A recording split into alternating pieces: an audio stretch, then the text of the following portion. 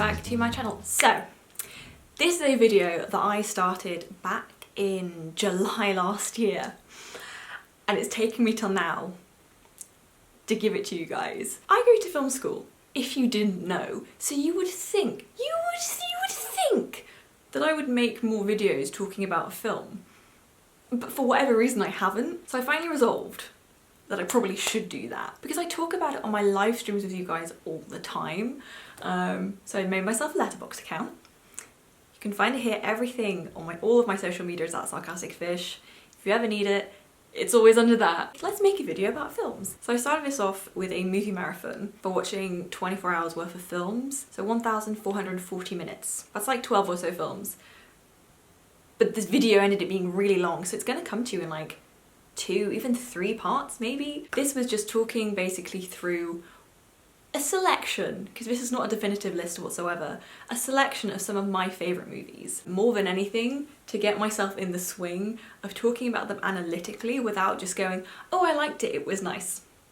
That was kind of my rule for this video, was just to not just say that I liked it, to actually tell you why I liked it, to tell you what it was about this film that like meant that it is one of my favourites and that I have seen it so many times. All of these films I've seen at least twice. Some of them I have seen, I think I've seen Marie Antoinette maybe 12 times. That is one of my favourite movies. It's not in this video, so you have to wait for that. So yeah, this video is very much more than anything to sharpen my cinematic analytical skills. So yeah, these are a couple of my favourite films. This is part 1 of probably 3. Enjoy. Back to me of almost a year ago now. So, first up, let's watch Spirited Away first. I already watched Frozen 2 today, but like, let's not talk about that. Let's do this thing.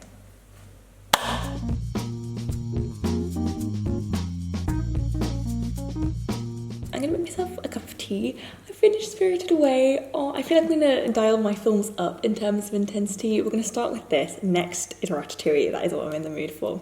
We love wholesome family fun. Spirited Away is first of all like a nostalgic childhood classic. It came out in 2001. It's Studio Ghibli. I watched My Neighbor Totoro and Princess Mononoke in the beginning of lockdown. See, lockdown seems to be like the same month. I have to tell myself now that it's multiple months. It's been a while. So first of all, it's animation. It is visually stunning. I'm right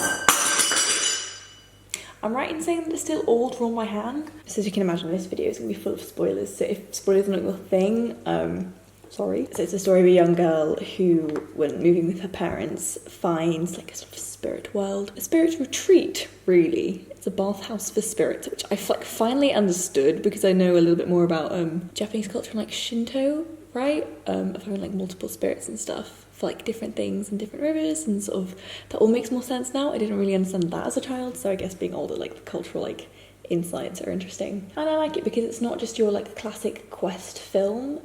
It's a lot more about like negotiating as well, kind of your own adventure. I feel like a lot of kids' films have a lot of these like really brave childhood characters, like think Merida in Brave, very headstrong, and they lead, you know, their stories and stuff, but not all kids are like that. Chihiro spends a lot of her in film crying. Hello, I'm talking to my camera. She spends a lot of it crying and like just being a child, and being that awkward age and just sort of sobbing and in front of the fridge, sobbing and just being a bit awkward and not really knowing what to do. And I kind of like that. That's a little bit more like honest than having child characters that like know what they're doing, because what child does? I think Spirited Away is a beautiful film. I think it's a great film for like kids and stuff, and also that kind of like world building. Anything like that is just so up my street. And I love that like sort of side on shot of the bathhouse as well. It's amazing. And here's the thing, I love animation, and it really like kills me that it is sort of considered like a kid's genre, because it's just beautiful and you can do so much with it, and it's so playful and it's so fun. It's hence why we're watching Ratatouille next, which I think is like the creme de la creme Oh man, I just fucking love that film. It's a rat that wants to cook, okay? He wants to chase his dream and be a chef. Another point. Surely if there's a bender that has blue flame like Azula, and that means the flames are hotter, surely there's a statistical chance that someone will be able to bend plasma and it would literally melt anyone that like... Plasma bending. Do with that concept what you wish. But yeah, again, Spirited Away. And also, in Legend of Korra, there's a huge mecha suit, and the entire thing is covered in platinum. How expensive would that be? It's like 3-inch thick platinum plating. Adam, And it's like a cartoon. a gram of platinum is like crazy expensive. £2,600. That mech suit would be worth billions, if not trillions. Anyway, Spirited Away. Beautiful film. I think it does a really good human version of what a child actually behaves like. I guess a more attainable heroine. And the fact that in a way Chihiro isn't a heroine, she's just the protagonist, and I quite like that. I really enjoyed it. It's just a beautiful film. And it's very wholesome. And I think it's a great depiction of like that's a slightly awkward stage of childhood, where like becoming a preteen and stuff, but you don't really know what's going on. And if it goes wrong, you're still gonna cry. Because that is honestly often how I feel. But now as an adult, I'm not necessarily allowed to behave that way. Wholesome film. 10 out of 10. Seeing the... If mum isn't making noise with a crisp packet, she's making noise with her mouth. I can't win against you, can I? It's like a constant fight for decibels. I like it because seeing the world from a child's point of view, childhood fear of doing something wrong, getting in trouble, that's like the beginning bit of it, right? Parents are going into what they think is the abandoned amusement park and eating the food. And you know, like as a child, being like, you're gonna get in trouble. Like as a parent, obviously you know it'll be fine, but I'll just pay for it, it'll be fine. But as a child, you're still sort of in this mood of like, I'm going to get in trouble. We are going to get in trouble because when you're so little, everything is governed by what you say we can and cannot do. So you are basically the law. You are the one who gets us in trouble if we do anything wrong. So you kind of, in a way, think that extrudes, like is relevant to the rest of the world. It's nice that I don't feel that anymore. I was an anxious child, so that didn't help. Oh yeah, the little soot balls are really cute, super cute. Oh, and the flower, Brother Bear. Brother Bear is Adam's favourite animated film. He watched that so many times as a child, it's not even funny. The one where the bloke kills a bear, then gets turned into a bear. Kills the baby bear's mummy bear, and then he has to become the big brother bear to the baby bear. And that was great because Adam is the baby brother. Also, what is it with Disney and killing off parents? It's like, can you not stop? Bambi. Yeah, the flowers are beautifully drawn. I'd never really understood the point of the baby in the film, and why is the baby enormous, and I still don't understand that. And then, the last comment is, I do finally understand it's a retreat for spirits. Duh. There we go. Those are my thoughts on that. And now, we're going to watch. Adam, do you want to watch it with me? What? Want to watch Ratatouille?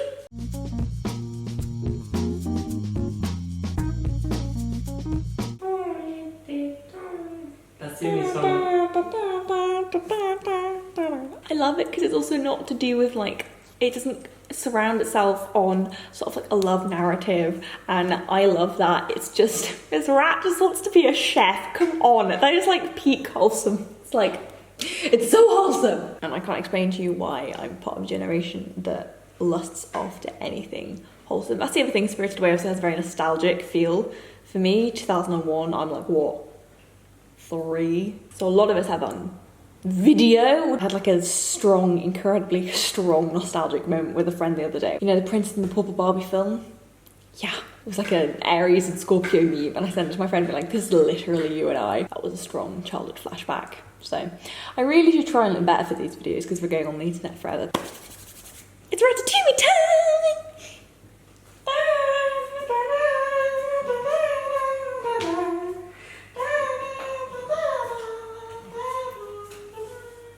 What about Kung Fu Panda? Everybody was Kung Fu. No, that's not one of my favourites. How dare you? Really like Ratatouille very much. The food of film. Both. Mum said both. Adam said burp. Film time. So I'm watching Ratatouille, and it's like night or something. But I really, really, really want a midnight snack. Like, overwhelmingly badly. It gets me every time. It gets me every single time I just finished watching it. I'll tell you what I think about it tomorrow morning. It just gets me. It just wants to cook. Okay, so instead of saying that how much I love the film, which I really want to do because it's just such a good film, Ratatouille is very, very wholesome. And I also like it because it's not like kind of more of a classic quest sort of kids film. It's not even about children. It's about a rat. And his name is Remy, and he just wants to cook. It's food that drives the narrative. It's not like, oh, you're a noble prince and you need to rescue the princess. It's about food, what food means to different people, and the fact that some people have such like an intense relationship with food. For example, you should have seen the glee on my mother's face a few moments ago. She announced to me that she's made a toastie with brie, and then also about like how you try and capture that like experience of taste and smell in cinema, which you just like can't. Which is why something like animation works really well, because you have that freedom to explore a little bit more. And if you want to put like weird swirly whirly bits to try and explain how the taste works and stuff, you can, and nobody bats an eyelash in animation. Whereas if you're like in a normal film, everyone's gonna be like, why are you suddenly animating stuff?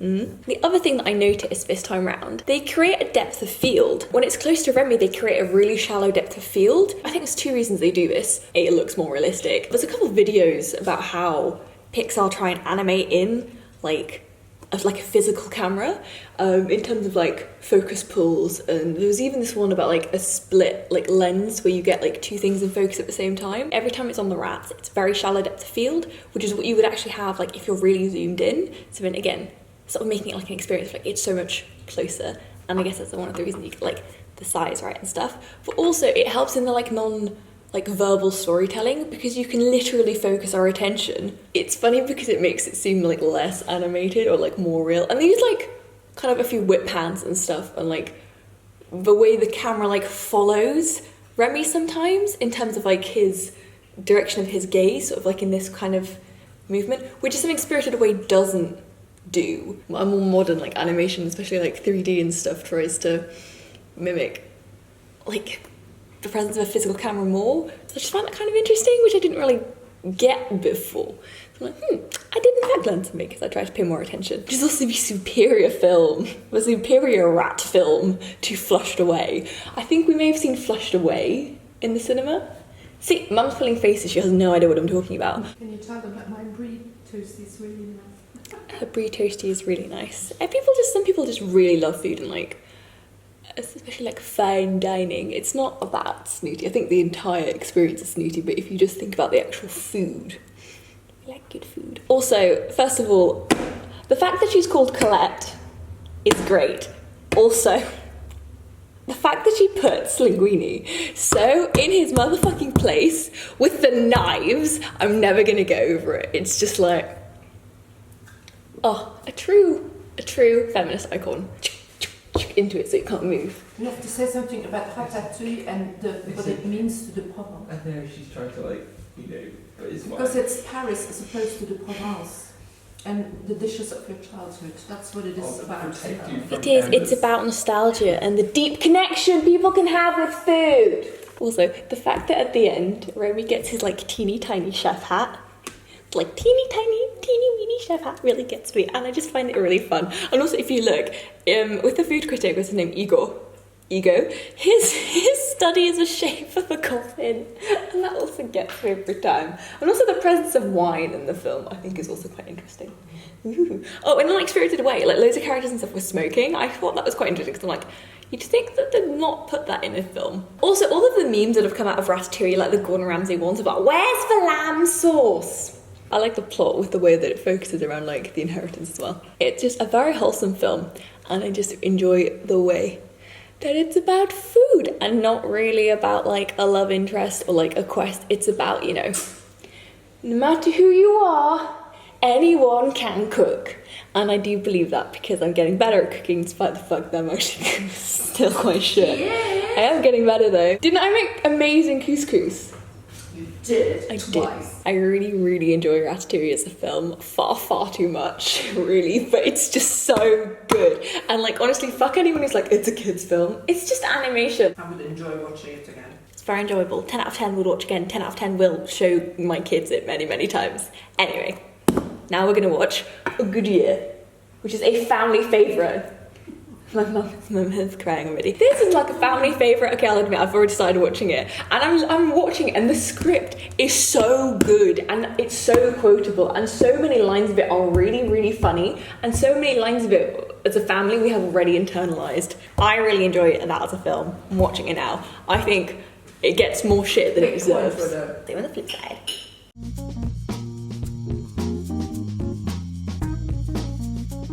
Hello, I've just finished watching Eastern Promises, and I finished watching A Good Year as well, and I've set up Fight Club next to watch. I haven't seen Fight Club in a really long time though, quite a few years, so I'm quite excited to rewatch that and actually see if it still is one of my favourites. A Good Year has always had a super like soft spot in my heart. If any of you guys are new, we do have a house in the Provence, so like I've spent so much time there. We make wine as well, so that hits differently too. I feel like it is a very like upper middle class escapist fantasy, if I'm completely honest. It's based on a book of a couple who packed up shop in the UK and started making wine in France. It's very indulgent, and it is very like just like every upper middle class middle-aged person's fantasy. It's kind of what it, honestly, if I'm being brutally honest, is like. But I feel like Ridley Scott gets a lot of shit for that film. I remember reading a review of it that was something like, oh, 3 Ps, pretty pleasant, predictable. Well, alright, sure, but it's a very indulgent film, and it's super nostalgic. Like, you know, you're nostalgic for like a simpler time, a simpler like life rhythm and childhood as well, which you see with Max. So it's the story of a man who inherits a vineyard from his estranged uncle, and then whether the wine is good or what he chooses to do with it, he's going to sell it or not. And then, kind of similar to Ratatouille, there's a plot with an heir, and who actually has like the right over the house and the building. My mother has a bottle of Côte Village right here. I love wine. I miss the Provence a lot, so it's very like nostalgic in that sense. Being older, I do get why, especially if you've spent time in a city like London, the Provence becomes so appealing. Right, the one thing though, because he's like a trader, it's like, is he a trader or is he a banker? I think, because I think, are they the same thing? I feel like they're not actually exactly, not the same thing, and people use them interchangeably. The script though, while objectively it's a cheesy script, there is so many good lines in it. I've written a few of them down here because it actually makes me laugh. Winning isn't everything, it's the only thing. Never underestimate the importance of a good blue suit. The same uncle you're talking about is the man who taught me every man needs a fuck you million. I mean, like, that is... I can understand why this film doesn't appeal to certain people, but I think it's funny. And so one of them is like trying to taste the wine and go, yes, it tastes like a Bordeaux. And my woman is like, it's a Burgundy. It's like, okay. I just love when people get pretentious about wine.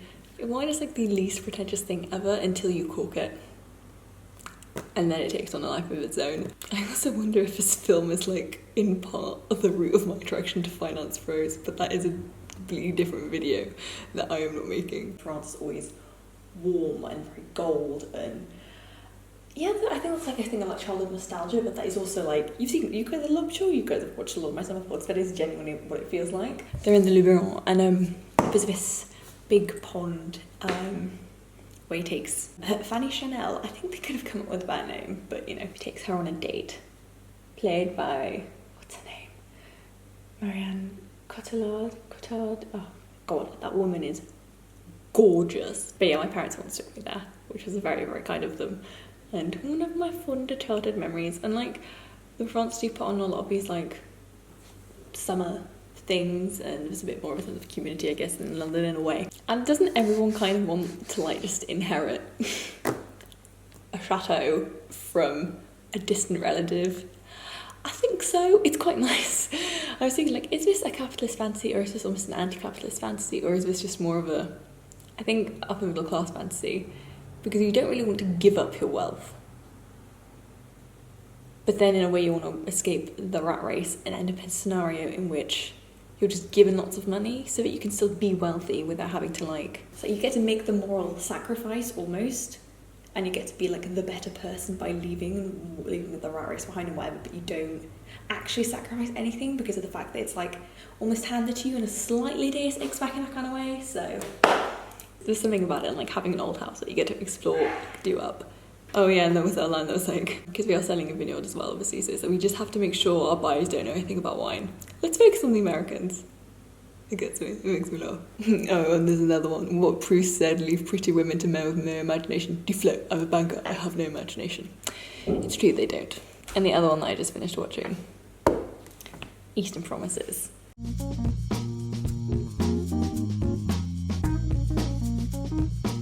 I love this film. I love this film. I just watched it. I love it. I honestly do. I was not going to say that to you. Eastern Promises is about a like Russian mob in London in like the early 2000s. This child rather, dies giving birth to her baby, and then the midwife sort of takes it upon herself to find any family for this baby, and then as she tries to do that, she actually figures out what's happened to the girl, and then gets like deeper and deeper into the like mess that is sort of the Russian mob in London. And it's just, I kind of wish, arguably, that there was like more of London in it. I love when London is a character. I think that's a little bit of why Goodyear, I love that as much. Actually, I was meant to say this about Ratatouille. I think one of the reasons I love my Ratatouille love so much, I love Ratatouille so much, is obviously that Paris is a little bit of a character too. Ratatouille contributes to me living out my Parisian fantasy, let's say. The Viggo Mortensen, just... Hello. Hello. Just...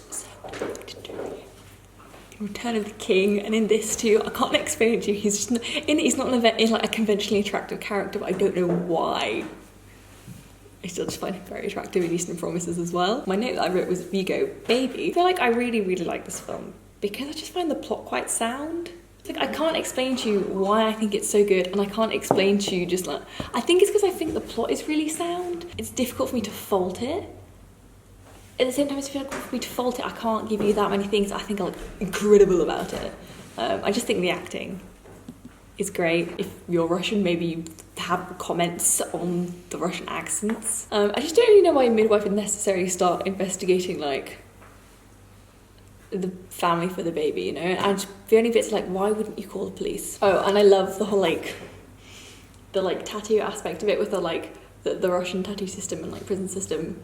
It all means something, so I just find that fascinating. It's not like anything overly dramatic happens, even though it can be quite a brutal film at times, and quite like straight up just savage.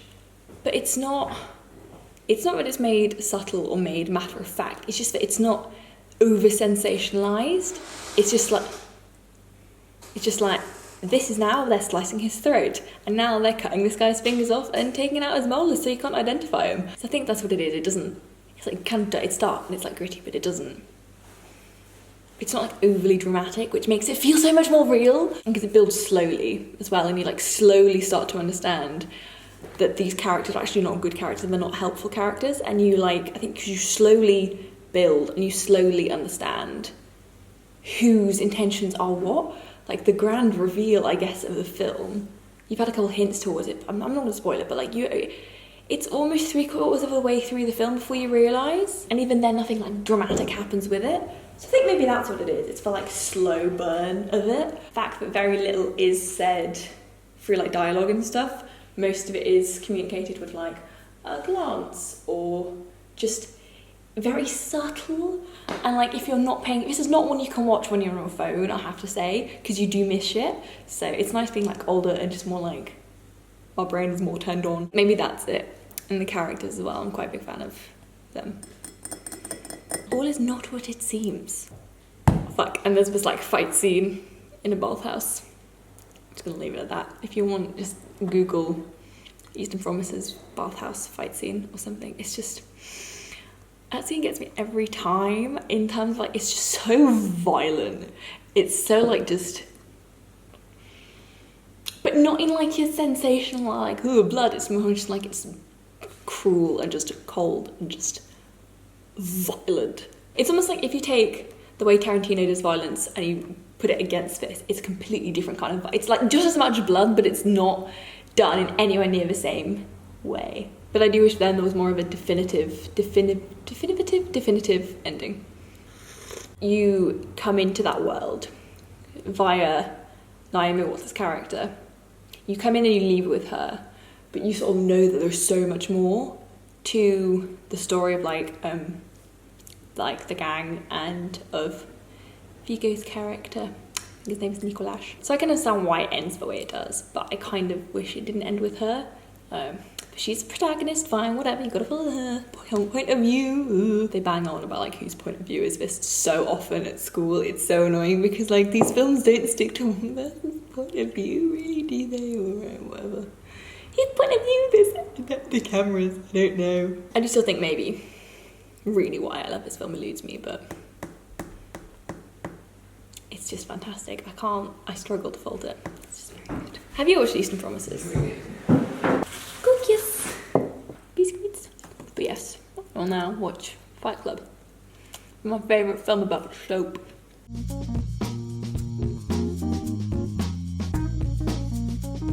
What have I done to you? You haven't done anything to me. I'm just going to speak to them instead of you.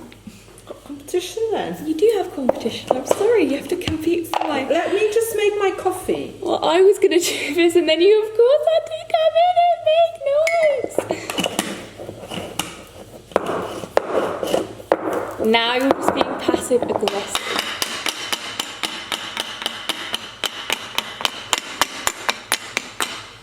You're a bad person. She's laughing, she thinks it's funny. Hello, I've watched... Hello. Goodbye, mother. Since I saw you last, I've watched Fight Club, Alien, Burlesque, Ocean's 8, and I'm going to start watching Romeo and Juliet. So I'm a quarter of the way through now. Fight Club, I haven't seen in a very, very long time. So I was wondering if I would still, like, love it as much. I definitely haven't seen it in, like, at least 5 years, so it's kind of like... Am I still going to love it as much? I did, actually. I did still love and enjoy it as much as I did before. Obviously, like, this is going to contain spoilers, but obviously with the twist at the end. It's funny rewatching films when you have that context. Obviously, you never get to watch a film, you know, experience something for the first time again. But it was really interesting on second watching then. Repeat watching, repeat viewing, because of the ways that they do set it up, and it is something that you can figure out. I like when you watch it and you can sort of see the signs and figure it out, and it's kind of that feeling of like it's in front of you the whole time. There are freeze frames, like an aspect of the film, because Tyler Durden was like splicing pornography into children's films, film commentary without context. And so there are freeze frames of him that you see, which are like really, really, like, watch the first like 20 minutes again. It's quite interesting in that aspect. And I like how the timeline moves and you sort of have to figure out almost how you get back to the beginning. My notes below my camera again. One of those films that reminds you in a super Sylvia Plath way that like every moment you are dying and every moment you are like closer to death. It's 1999. I think it is a super American film. Like, I don't think many other countries or societies would have been able to produce something like it. I've written it's an existential fear of consumer culture and like also corporate, like a fear of corporate America, and that you get sucked into this like world of 9 to 5s and a fear of a Monday morning and sort of that fear of like, you know, what am I supposed to do with my life? There's that bit where Tyler's in the bathtub and he's talking about his dad being like, you know, Dad, I've graduated college. Now what do I do? Get a job. Okay, Dad, I've got a job. Now what do I do? Get married. It's that kind of very Godot again in that thing. I'm always going to bring up Godot. Godot is literally irrelevant to absolutely everything. But it's that fear of like living a 9 to 5, that fear of an office job and a desk job and an apartment full of IKEA furniture and having more identical Allen keys than you know what to do with. Like, nobody, and I cannot stress this enough, you don't need more than like one Allen key. Why do you end up with a drawer full of Allen keys that are all exactly the same? So then you can understand why they get to the point of wanting to blow shit up. Like, it's almost kind of an unsurprising reaction. Like, the film makes it seem logical. Obviously, it is completely, like, an overreaction, but maybe that's the point, is the fact that because you never react enough, you continue to stay stuck in the sleep, and you almost need a violent explosion to be like, to like blast your way out of it. So yeah, it is very Godot. As I've said, Godot is always that like thing of wanting to get to the next step, but you never truly enjoy the journey of your life. You're always like, oh, I'll be happy when I do this, I'll be happy when I do that. But the standard of like what it is that is going to make us happy, and like what defines happiness surrounding the next step, is then obviously the society that you grow up in, and that you exist within. For example, as a woman, you get told that you're not going to be happy in a way until you get married and stuff like that. And it's like the way you peddle the lie, we can call it a myth, the lie, that like your wedding day is the happiest day of your life and stuff like that. I don't think it's a fear of dying. I don't think the film doesn't show a fear of dying at all. It's more of like, you lived your life and you died, and then like, what did you do? What did you achieve? Fear of progress as well, and we know how Matt is. Well, maybe you guys don't know. I have a massive fear of like lack of progress, or which I always thought was about, I don't know, I always thought it was a fear of boredom. And maybe I do fear boredom. Arguably, I think I do. I think a lot of people do. But I think more than anything, I fear a lack of progress. Also, Fincher and impossible camera angles are a classic. Apparently they did a lot to the film stock when they made it to get that like sort of grungy, coloured, sort of more distressed look, which I thought was quite fucking cool. And I completely forgot that Helena Bonham Carter is in this film. I adore her. She's great. As well, when you make everything that dark, like that dark and like grungy and moody, the moment you have any kind of light it's like you're like, oh. And you know, being in any generic, unnamed American city, it does feel again like that IKEA thing of like, it's flat pack assembly. If you look at the high street, every high street in the UK, at least it's starting to look more and more and more and more the same. It's almost like flat pack culture. Here you go. You know that when you go to a town, there'll be a Starbucks or a Costa Coffee or a Primark, so you don't really have to worry. So then in the end, why would you bother going to another town than your local town? Because we all really look the fucking same. Hello, goodbye. I was in shuts the door with a cross look on her face, holding her book like. So I guess Fight Club is kind of like Godot, but less sleep and more violence. Also, I don't know how many of you have been at schools or heard of instances where schools have had to deal with the fact that boys have started their own fight club, and then they have to like go in and like tell them to fucking stop beating the shit out of each other. I think that's honestly very, very funny, and it happens a lot. In the book, it explains how they like make bombs and stuff. So in the film, they decided very deliberately not to do that, and thank God they didn't, because if you're influencing them enough to like start their own fucking fight clubs, imagine if they then started like making their own bombs and shit. Also Finger, my phone doesn't want to say Fincher. Fear of 9-to-5 office nothingness and days and years of your life on repeat, where you do everything that socially you're told to do, uni, job, house, marriage, kids, and then does that ultimately lead to fulfillment? Or just lots of IKEA furniture you get really, really angry at while assembling it, and now you have dozens upon dozens of Allen keys that you don't know what to do with. Also, the end is still such a classic twist, and I have a lot of love for that. Anyway, these are my thoughts on Fight Club. I like it. I like Fight Club a lot. But it really isn't one of those I'd want to watch every year. Give it every 5 years and that's good enough for me. And there we go.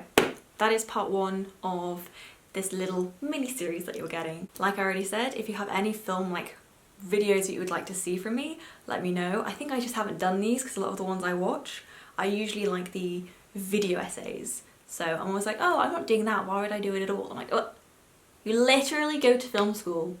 You literally make movies. Emma. But yeah, that's something I guess I'm working on in 2021. I almost said 2021. My monstera is really cute. I chopped it into pieces and put it in some water. This is part 1. I will link parts 2 and 3 whenever they appear. Let me know what some of your favourite movies are. Like, subscribe and all that jazz. And I'll see you guys very, very soon. Bye.